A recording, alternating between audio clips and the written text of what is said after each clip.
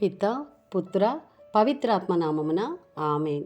ఈరోజు నవంబరు 30వ తారీఖు. మత్తయి సువార్త 4వ అధ్యాయము 18వ వచనం నుండి 22వ వచనం వరకు. గలిలయ సరస్సు తీరమున యేసు నడుచుచు వల వేసి చేపలను పట్టు పేతురు అను పేరుగల సీమోనును అతని సోదరుడగు ఆంద్రేయను చూచెను. వారు జాలరులు. మీరు నన్ను అనుసరింపుడు, మిమ్ము మనుష్యులను పట్టు వారినిగా చేసేదను అని యేసు వారితో పలికెను. వెంటనే వారు తమ వలలను అచట విడిచిపెట్టి ఆయనను వెంబడించిరి. అచట నుండి పోవుచు యేసు జెబెదాయి కుమారులైన యాకోబు, యోహాను అను మరి 2 సోదరులను చూచెను.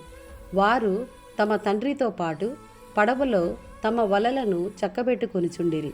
యేసు వారిని పిలువగా వెంటనే వారు పడవను తమ తండ్రిని వదిలిపెట్టి ఆయనను వెంబడించిరి. ఇది ప్రభుని వాక్కు. సర్వేశ్వరునికి వందనములు.